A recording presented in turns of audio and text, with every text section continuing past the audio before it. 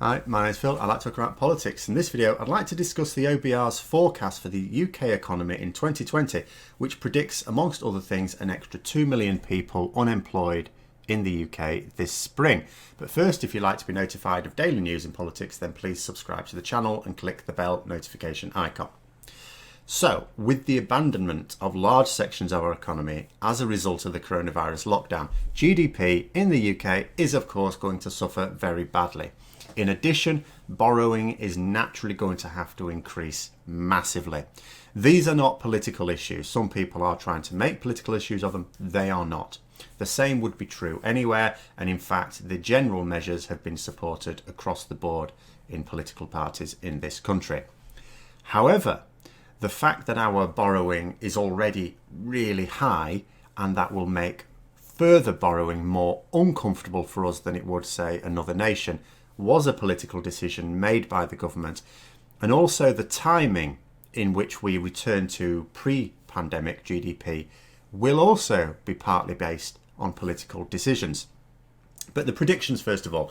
Now, it needs to be borne in mind that in making these forecasts, the Office for Budgetary Responsibility need to make certain assumptions, which it has stated. This is because political decisions in both the UK and elsewhere will impact the forecast severely. The main assumptions are that we will be in the current lockdown for 3 months, with a further 3 months of eased restrictions. In other words, there will still be restrictions in place, but they will be much eased compared to now. This seems fair enough and is certainly what I was thinking in terms of myself. Of course, if the government think differently at all, then the forecast can change. Although I'm just going to add in my own thoughts here, I don't think it's necessarily a given to say that if we ease the lockdown more quickly, then GDP will return to pre-crisis levels more quickly. In theory it would. But if, for example, we ease the restrictions too early and then we end up being bitten on the arse by our haste, then it could mean having to go back into the tighter lockdown again for a much longer period of time. So there is a risk that in trying to come out of the lockdown early, we end up with a longer period of restrictions. Bearing in mind there are Tory MPs right now, in fact cabinet ministers right now, arguing that we should abandon the lockdown. In fact, one Tory MP said, "Money doesn't grow on trees, you know." Nor do people's lives. But with all that aside, the forecast is for Britain's economy to shrink by 35% in the next quarter. It won't be that bad across the whole year. They're expecting this next quarter to be the worst hit. And the unemployment will increase by 2 million also in this second quarter. Now, just to compare that with a more recent and familiar economic collapse, in 2018, after the global crash, the UK's economy shrank by 6% in a quarter. Now, it took us 5 years to return to pre-crash levels of GDP. And in the intervening 12 years, our economy has only grown by 11% in that time. And this is where the political decisions do come into play, because a lot of that was the stifling effects of conservative austerity. And this isn't speculation. We can compare with a country that did a very different thing to us. Germany, as an example of a well-managed economy, in that time grew by 50%. They also reduced their borrowing down to pre-crash levels, meaning that they can afford to borrow heavily again, as they're going to have to, without serious scarring in their economy in the long term. We didn't. We massively raised our level of borrowing and never got it down. But, we have a Conservative government now, just as then, so we can certainly compare the likely economic path then and now.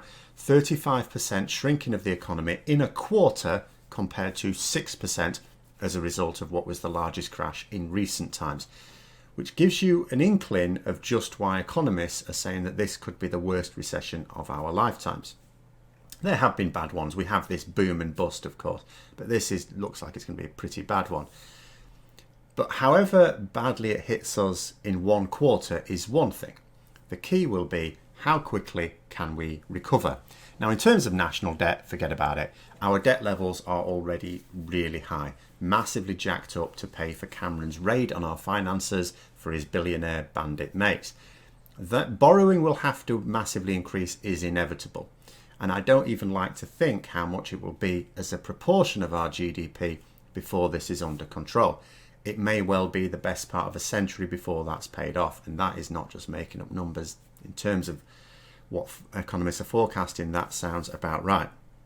And what that would mean, of course, is less money for public services, unless the government suddenly decide to start taxing people properly and stop giving the already wealthy the money paid by actual taxpayers like you and I. Obviously, the more we borrow, the higher our repayments. We understand that on a personal level. The repayments for the country have to come out of the tax funds before there can be any public or private spending.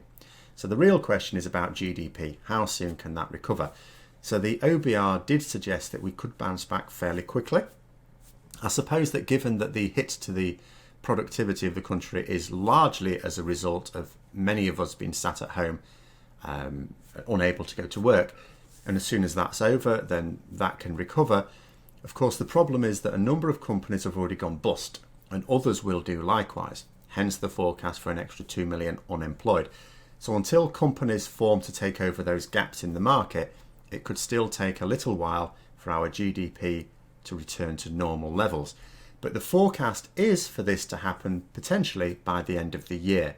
Again, based on the assumption of 3 months of lockdown and 3 further months of less stringent restrictions, which is a lot better than the 5 years it took after the 2008 global crash. So there's the economic outlook as things stand. Let me know your thoughts in the comments below. I hope you found the video interesting. If you did, don't forget to click the like button. If you'd like to support the channel further, then please also click the Patreon link for details. And until next time, I'll see you later.